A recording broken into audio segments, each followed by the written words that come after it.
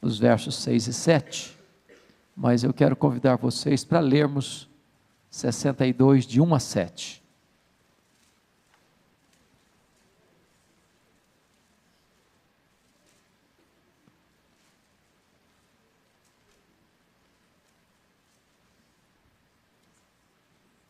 Isaías 62, de 1 a 7.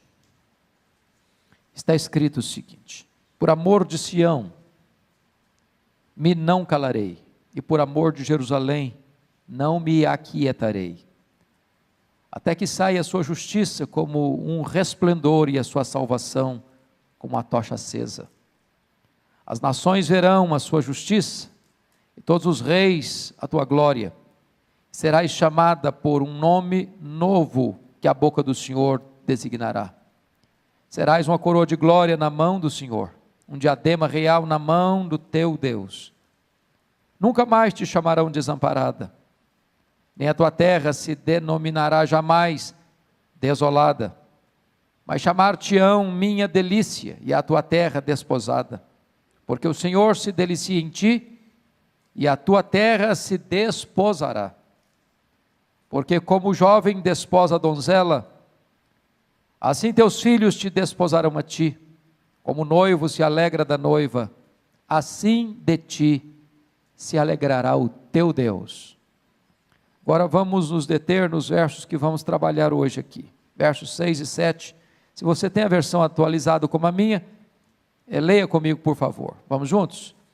Sobre os teus muros, ó Jerusalém, pus guardas, que todo dia e toda noite jamais se calarão.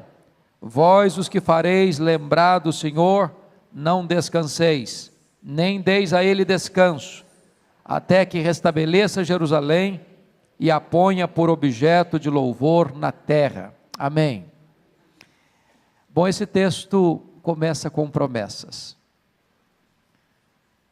E o contexto aqui é de uma Jerusalém desolada, e Jerusalém aqui é um emblema, é um símbolo do povo de Deus, é um símbolo da igreja, e nesta tarde eu gostaria que nós encarássemos como um símbolo da nossa família. Reveses acontecem, lutas chegam, tempestades desabam, crises nos emparedam, e há momentos em que parece que a nossa Jerusalém fica desolada,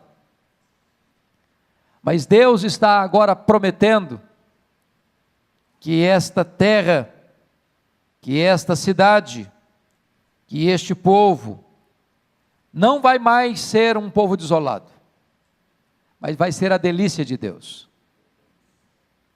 não vai trazer mais desgosto para Deus, mas vai ser o prazer de Deus. E numa linguagem humana, e ele não poderia encontrar uma mais poética do que esta, ele diz assim: como o noivo se alegra da noiva, assim de ti se alegrará o teu Deus.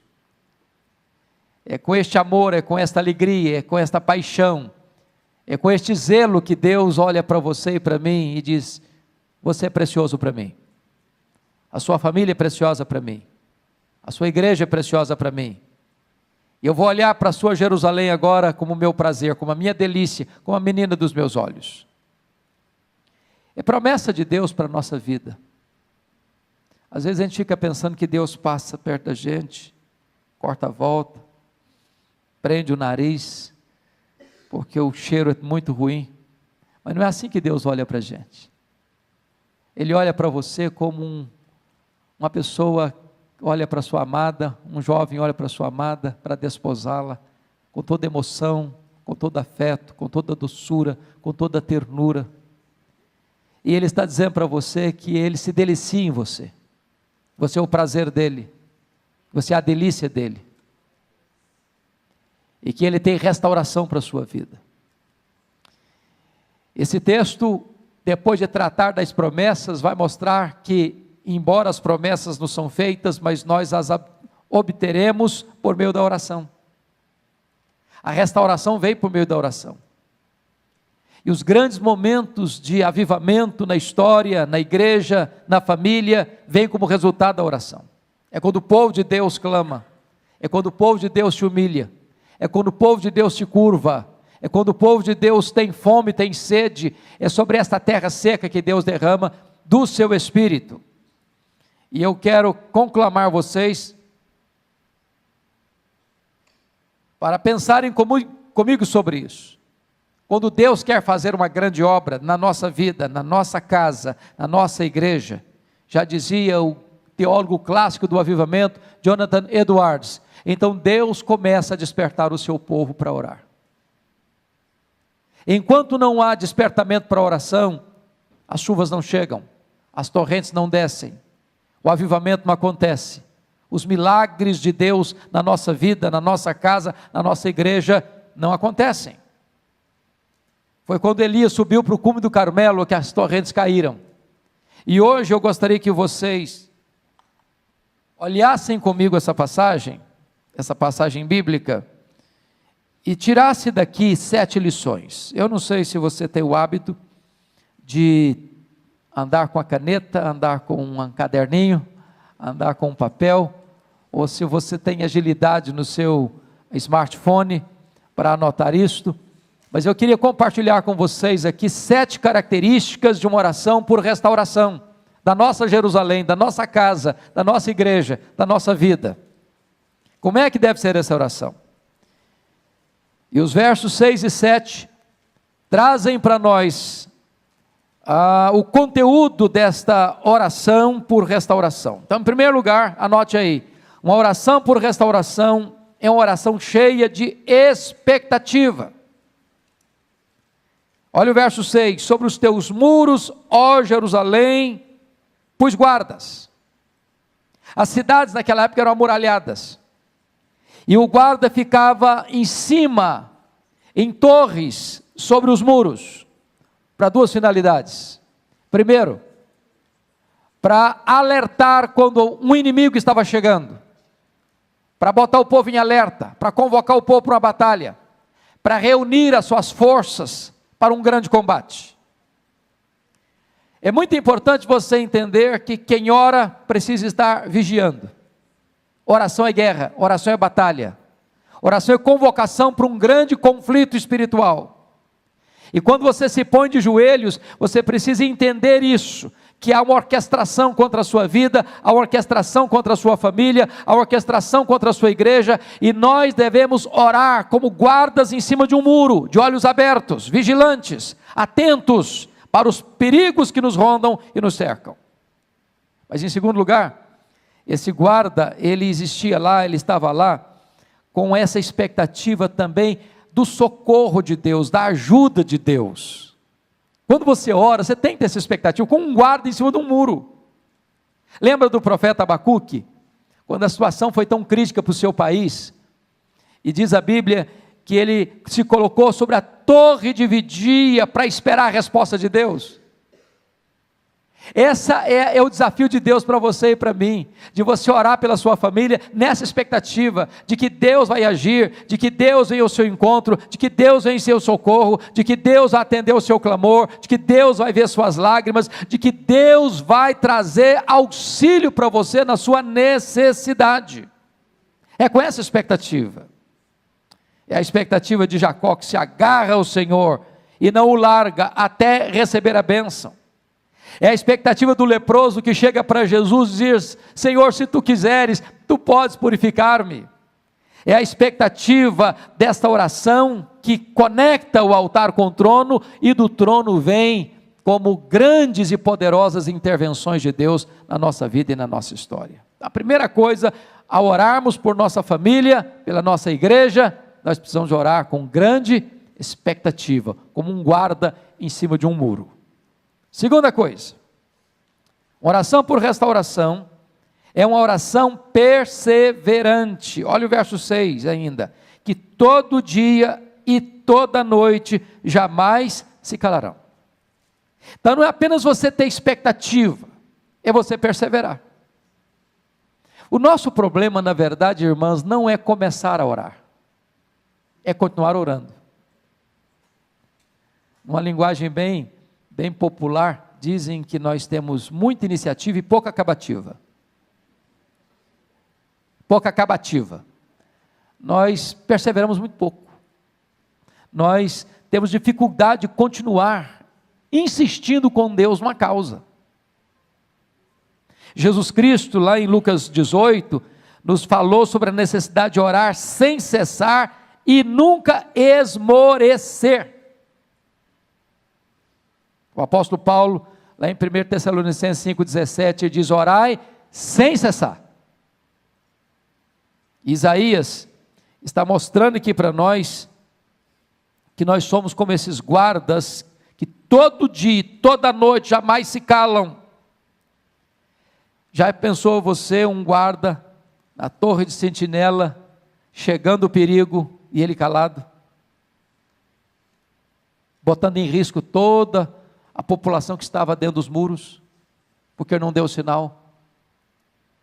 Oração, minhas irmãs e meus irmãos, tem que ter essa vigilância perseverante. Não dá para cochilar, não dá para retroceder, não dá para parar no meio do caminho, não dá. Por que o Pentecostes chegou? É porque Jesus Cristo disse para os seus discípulos assim: permanecei na cidade até que. E eles entraram para o cenáculo, e diz a Bíblia que todos, unânimes, oraram perseverantemente. E a Bíblia não diz que Jesus diz: olha, esperem 10 dias. Aconteceram 10 dias, mas Jesus não disse fica até 10 dias, podia ser um mês, podia ser um ano, até que. É com essa perseverança que nós devemos orar. Quantas vezes desistimos de orar por uma causa, por um filho, por uma filha, pelo casamento, pelo namoro, pelo emprego, pela igreja, pela vida espiritual, pela nossa necessidade, e às vezes desistimos no limiar da bênção, no limiar da vitória. É preciso perseverança. Querem um exemplo? Eu não sei quantas de vocês já leram o livro Reavivamento na África do Sul, mas os estudiosos dizem que aquele avivamento coreano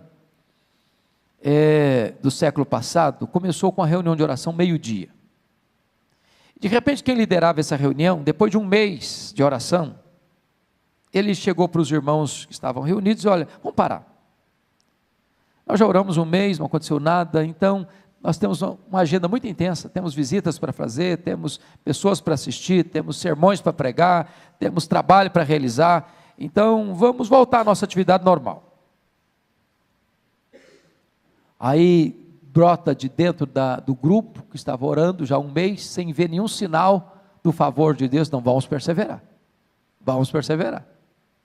e foi nessa perseverança, que de repente os céus se fenderam, e o Espírito Santo desceu com grande graça e poder sobre aquela igreja, e até hoje você vê os sinais deste avivamento, porque lá nenhuma igreja é organizada sem ter uma reunião diária de oração.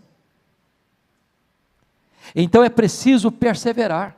Você não sabe o tempo de Deus, você não sabe a hora que Deus vai endereçar para você aquela vitória que você está pedindo, aquele anseio da sua alma que você tanto anela no coração. Então persevere, todo dia e toda noite, jamais se calarão. Não desista, não retroceda, não esmoreça, não desanime, persevere. Terceira verdade que nós podemos, terceira lição, a oração por restauração, em terceiro lugar, é uma oração ousada, fundamentada nas promessas de Deus. Olha o verso 6 ainda, vós os que fareis lembrar do Senhor. O que significa isso? Oração é lembrar a Deus o que Deus falou e prometeu em sua palavra. E eu pergunto a vocês, Deus precisa ser lembrado? É claro que não. Deus tem memória curta? É claro que não. Deus se esquece de alguma coisa? É claro que não. Mas quando Deus nos orienta a lembrá-lo do que Ele falou, não é Deus que está precisando de ser lembrado, somos nós que precisamos nos lembrar do que Ele nos prometeu. Porque oração é exatamente falar para Deus, falar: Deus, eu estou pedindo o que o Senhor prometeu. É orar as promessas de Deus, é orar a palavra de Deus, e orar as promessas de Deus, e pedir para Deus aquilo que Ele já prometeu na sua palavra, é ter a convicção de que você está orando segundo a vontade de Deus, porque Ele vela pela sua palavra em a cumprir. Ele não deixa que nenhuma das suas promessas caia por terra. Em todas elas nós temos o sim e nós temos o amém. Louvado seja Deus por isso. Se vocês fizerem um exercício de examinar as orações registradas na Bíblia, vocês notarão que a vasta maioria delas foram orações feitas, fundamentadas nas promessas de Deus. Foi assim com o rei Ezequias, foi assim com o rei Josafá, foi assim com o profeta Daniel, foi assim com Neemias. Eles começam a orar dizendo: Deus, tu falaste, tu prometeste, a tua palavra diz. E quando você ora assim, você ora com ousadia, você ora na convicção de que você está pedindo algo que é da expressa vontade de Deus, porque Deus não deixa a sua palavra e as suas promessas caducarem. Vocês acham que Deus está interessado na salvação da nossa família? Vocês acham que Deus se interessa pela salvação dos nossos filhos? Vocês acham que Deus se interessa pela harmonia do nosso casamento? Vocês acham que Deus está interessado na salvação de toda a nossa casa? Promessa dEle. Nossos filhos são herança dEle. Deus prometeu, e nós devemos orar assim: Deus, tu falaste, tu prometeste, os nossos filhos são teus. Não geramos filhos para a morte, não geramos filhos para o cativeiro, não geramos filhos para servir o mundo, nós geramos filhos para o louvor da tua glória. Então, Senhor, alcança o coração deles. Então, Senhor, cerca a vida deles com o teu cuidado. Então, Senhor, manda alguém lá onde eles estão, manda um mensageiro teu lá onde eles estão, manifesta o poder da tua graça, abre para nós uma porta da tua providência. Nós precisamos orar desta maneira, as promessas de Deus. Quarta lição. Uma oração por restauração é uma oração ininterrupta e infatigável. Olha o verso 6 ainda: não descanseis. Bom, eu acho que ninguém aqui tem dúvidas de que nada cansa mais a gente fisicamente do que oração. Quer ver uma pessoa cansada? Manda ela orar. Você pedir para o camarada: vai lá no centro da cidade, compra isso assim para mim. O cara vai, volta, carinha alegre. Pede para ele ajoelhar 10 minutos e orar. Com 3 minutos ele esgotou o assunto.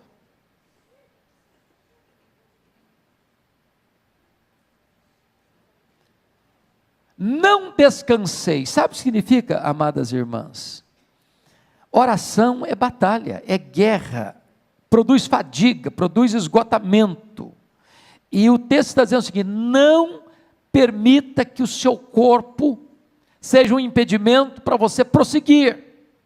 Não afrouxe as suas mãos, não ensarilhe as suas armas. É preciso tenacidade para não retroceder, é preciso disposição para não se acomodar. Veja comigo como é que Jesus orou no Getsêmani. Quem pode dar para mim algumas características da expressão corporal de Jesus ao orar ali no Getsêmani? Primeiro, suava. Agora, estava frio ou estava quente? Você tem plena certeza que estava frio. Por que você sabe que estava frio? Porque naquela mesma noite que ele foi preso, lá no pátio da casa do sumo sacerdote, para onde ele foi levado, tinha o que lá? Uma fogueira. E o Pedrão ficou bem perto do fogo para quê? Se aquecer. Se tivesse calor, ele ia procurar um ventilador.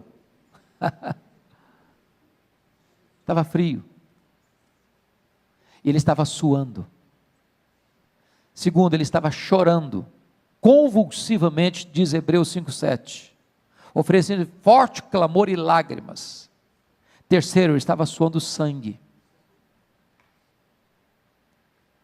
Às vezes, meus irmãos, a nossa oração é tão rasa, é tão superficial, é tão epidérmica, é tão vazia, que nem os lábios a gente abre. Nós não botamos o corpo, não botamos a alma, não botamos a força, não botamos energia, não botamos o nosso ser por completo nessa oração. Não descanseis. Eu fico olhando alguns exemplos bíblicos, como o exemplo de Ana. A postura da Ana de derramar a alma era tão forte que ele pensou que ela estava bêbada. E eu fico imaginando o seguinte: até que ponto nós estamos tendo esse ato físico, corporal, de gesto, de atitude na oração, que nós poderíamos dizer: eu estou derramando a minha alma.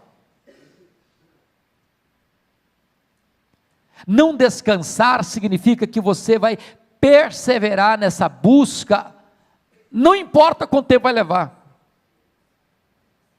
Ambrósio, um dos pais da igreja, disse acerca de Mônica, mãe de Agostinho de Hipona, depois que ela orou por ele 30 anos. Ô, gente, não é brincadeira não orar por alguém 30 anos. Não é verdade? Não dá vontade de desanimar não? Falou: Deus, eu já fiz o que o senhor tinha que falar, já falei, senhor, agora é com o senhor, agora não vou falar mais não. Esgotou meu repertório. 30 anos. E Ambrósio disse: um filho de tantas lágrimas jamais poderia se perder. Não descanseis. O missionário David Brainerd, que foi chamado por Deus ainda jovem para trabalhar com os índios, peles vermelhas, antropófagos, canibais, no meio da selva, nas noites geladas, muitas vezes ele suava a camisa. E quando os índios vinham espreitar para matá-lo e comê-lo, porque eram canibais, viam-no estirado sobre a neve, chorando e clamando a Deus pela salvação deles. E ele perseverou infatigavelmente nesta oração, até que o Espírito Santo foi derramado para a salvação daqueles índios. E um grande avivamento ali aconteceu. Não descanseis. Jesus contou uma parábola interessante de um amigo, de um homem que chegou, um amigo na casa dele, meia-noite. E era a cultura do judeu, ao hospedar alguém, ter provisão para esse alguém. É uma questão de bom senso, de fidalguia, ou de ser um bom hospedeiro. Ele não tinha pão, ele foi para casa do amigo dele pedir pão. Para mim empresta 3 pães. Falei: eu estou dormindo, cara, eu não vou levantar não. Não, mas eu não posso ir embora sem os pães. Não, mas eu não vou levantar agora. E o cara ficou insistindo. Até que a pessoa levantou e atendeu o pedido dele. É claro que Jesus está contando essa parábola por contraste. Porque Deus não é esse Deus que está dormindo, que está com dificuldade de levantar da sua cama, que está já acomodado e não quer atender porque está tarde da noite. Não, esse Deus está pronto, o ouvido dele está aberto, a mão dele não está encolhida, o coração dele está disposto. Mas quando Deus nos faz perseverar na oração a ponto de ser uma oração infatigável, não é porque Deus é indiferente, Ele quer tratar com a gente. É com você, é comigo que Ele quer tratar. É por isso que a Bíblia diz: não descanseis.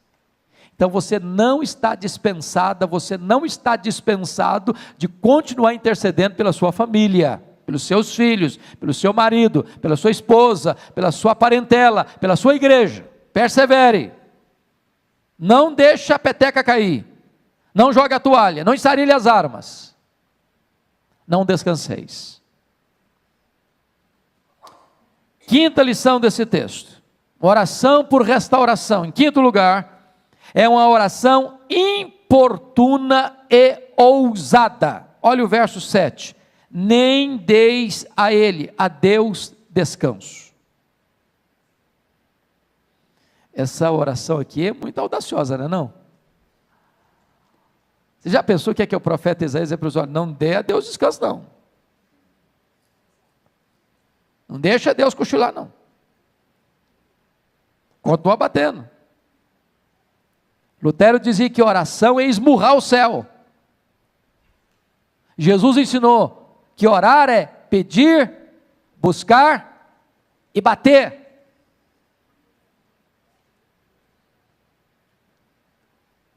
Orar é você chegar a Deus, estou aqui, Senhor. Aí, Senhor, estou aqui de novo, Senhor. Aí, Senhor, ó, ó Deus, ó, o Senhor está lembrado? O Senhor prometeu, né? Estou aqui de novo.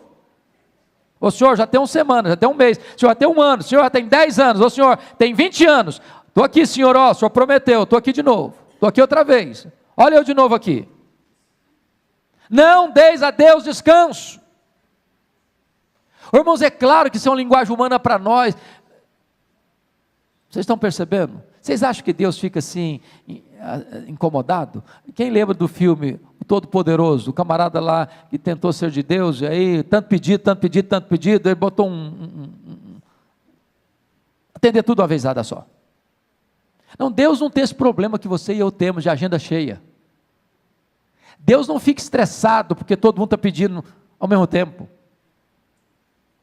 Mas quando o profeta diz, não deis a Deus descanso, é que Deus quer nos ensinar o seguinte, que Deus tem prazer quando você chega para Ele e diz, Deus, eu estou aqui, Tu prometeste, é a Tua palavra, é a Tua promessa, eu preciso, eu necessito, eu careço, Senhor, olha para mim, olha para minha casa, olha para o meu casamento, olha para o meu filho, olha para minha filha, olha, meu Deus, para minha família, estou aqui, Senhor, Tu sabes que eu estou sofrendo, Tu sabes, meu Deus, a minha necessidade, a minha angústia, meu Deus, olha aqui, eu estou aqui.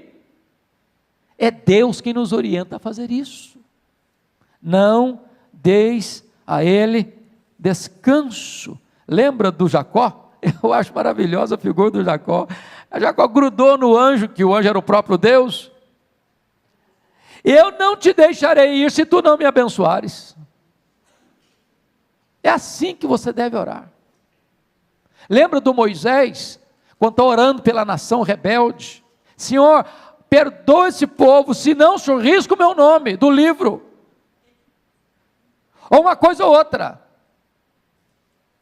É com essa audácia e com essa humildade é que ele chega diante de Deus. Eu fico impressionado com a oração de Abraão em favor de Ló e da família de Ló, quando a cidade de Sodoma estava sendo destruída. Você insistir com Deus, Senhor, se eu tiver lá tanta gente, e se tiver tanto, e se tiver tanto, e se tiver tanto, e se tiver tanto, e Deus, não, eu vou atender. Ele parou de orar, porque se ele tivesse continuado, Deus continua respondendo. Não deis a Deus descanso. Eu acho que vocês já leram sobre o avivamento dos Estados Unidos do século XIX, e para nós esse avivamento é muito importante, porque começa com um homem que era um comerciante, Jeremias Lampier, e ele era um vendedor, e depois ele foi nomeado como missionário urbano, e esse missionário Jeremias Lampier teve uma ideia, vou escrever um folheto, e vou distribuir perto do hotel, onde ele se reunia com os comerciantes, e distribuiu, e convidou as pessoas para virem para uma reunião de oração, meio-dia no hotel.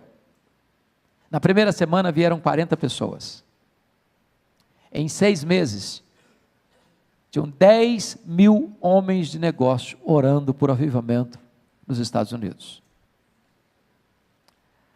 A reunião de oração parecia que se estendia para o país inteiro. Um dia um homem fez uma viagem de 800 milhas de trem, e disse, hoje eu vi uma reunião de oração de 800 milhas. O país inteiro estava orando. 2 milhões de pessoas convertidas. E foi exatamente deste avivamento que veio para cá o nosso missionário, Ashbel Green Simonton. Então preste bem atenção nisso, minhas irmãs, a necessidade de você insistir com Deus no seu pedido. Não deis a Deus descanso. 6ª lição desse texto: uma oração por restauração da nossa vida, da nossa família, da nossa igreja, É uma oração que não desiste, nem abre mão da resposta. Olha o verso 7. Não deis a ele descanso até que restabeleça Jerusalém. Se você gosta de grifar na sua Bíblia, grife essa frase aí, até que.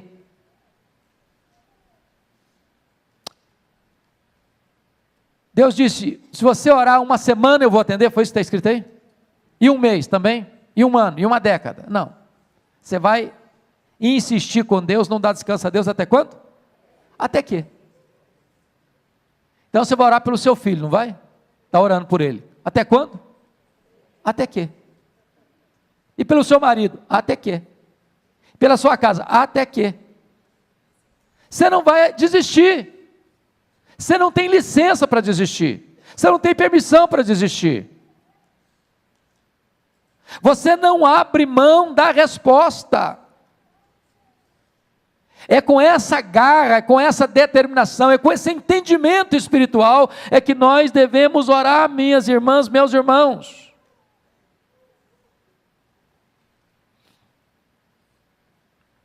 O avivamento na África do Sul demorou 12 anos.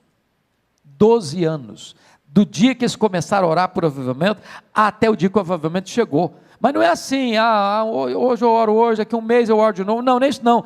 É de orar focadamente, precisamente, especificamente, objetivamente por essa causa. Quem já leu as obras ou a biografia de George Miller, os biógrafos de George Miller dizem que ele teve mais de 3.000 orações específicas respondidas. 2 não foram, enquanto ele viveu.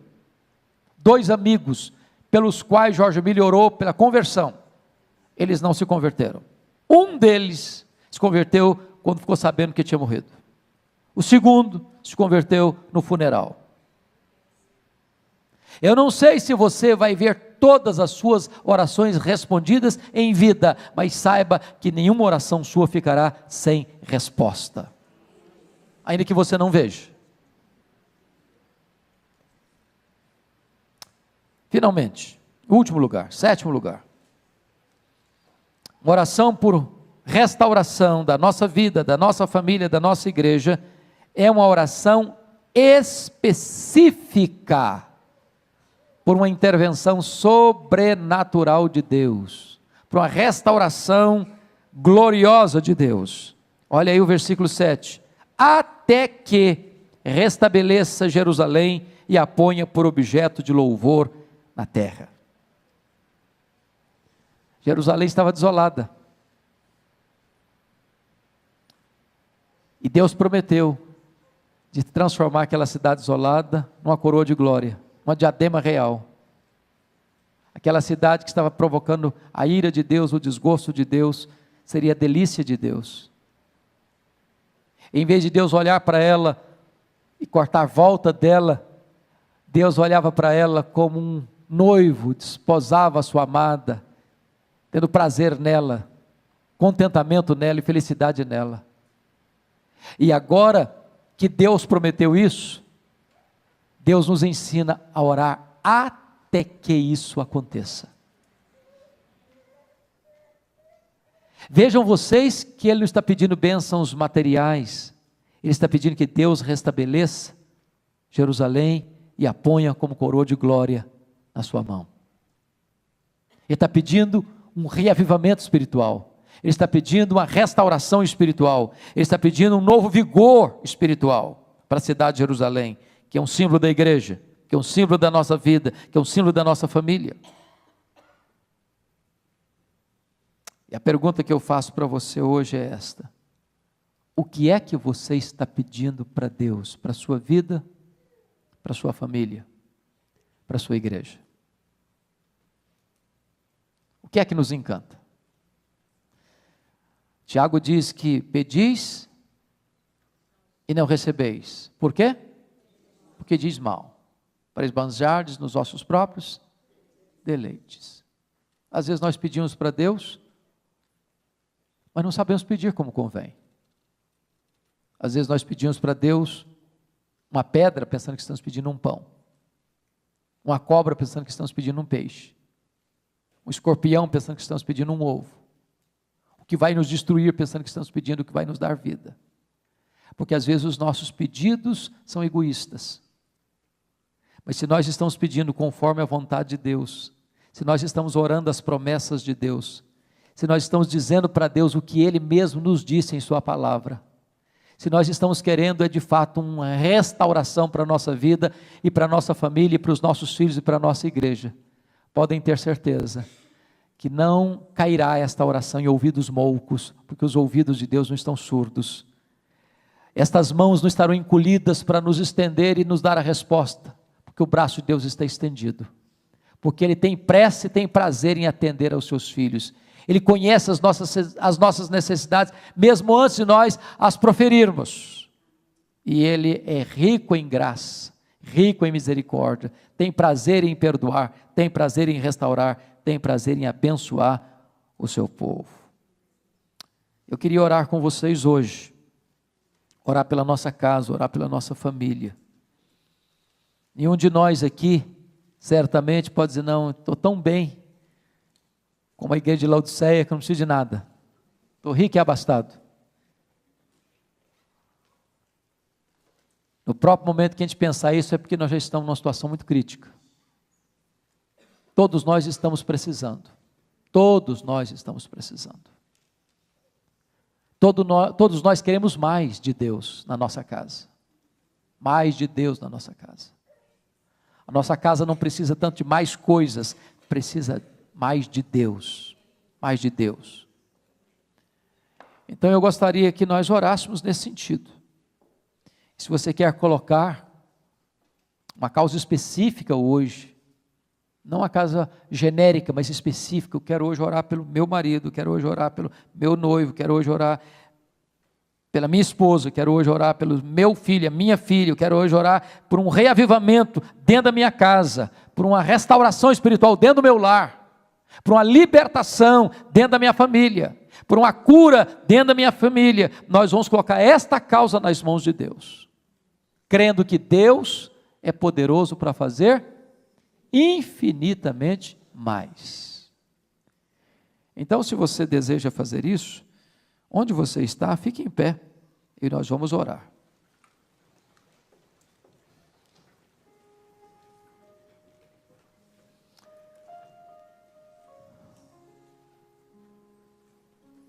Senhor Deus, Tu és maravilhoso, Tu és revestido de glória e poder, Tu és fiel a Ti mesmo, fiel à Tua própria palavra, fiel às Tuas próprias promessas.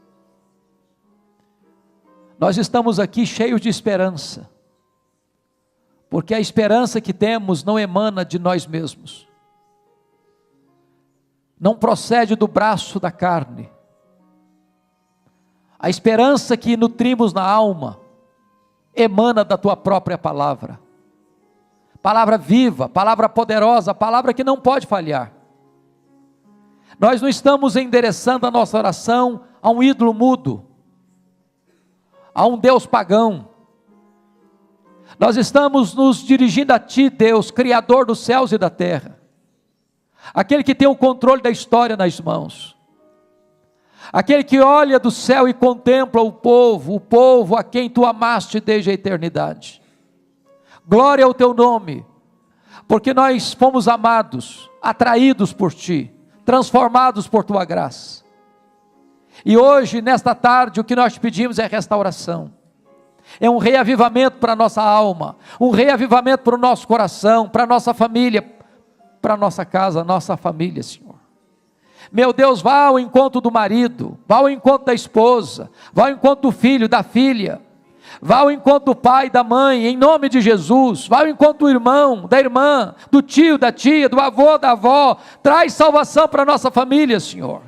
Aqueles que estão cativos, liberta-os. Aqueles que estão longe, os pródigos, traz-os de volta à Tua casa. Aqueles que estão desviados, toca o coração deles. aqueles que estão vivendo, meu Deus, apáticos, uma vida mundana, meu Deus, abre os olhos da alma e mostra a eles o banquete da graça. Traz restauração para a nossa casa, traz cura para a nossa casa, traz paz para a nossa casa, traz alegria para a nossa casa, traz a doçura da Tua presença para a nossa casa, encha a nossa casa com a Tua glória, Senhor. Bendito é o Teu nome, porque Tu és o Deus que responde orações. Bendito é o Teu nome, porque Tu não despedes vazios aqueles que chegam na Tua presença com o coração quebrantado. Glória ao Teu nome, porque Tu és o Deus vivo, o Deus que faz maravilhas, o Deus que responde o clamor do aflito, o Deus que atende a necessidade daquele que está carente, o Deus que enche de bens o faminto.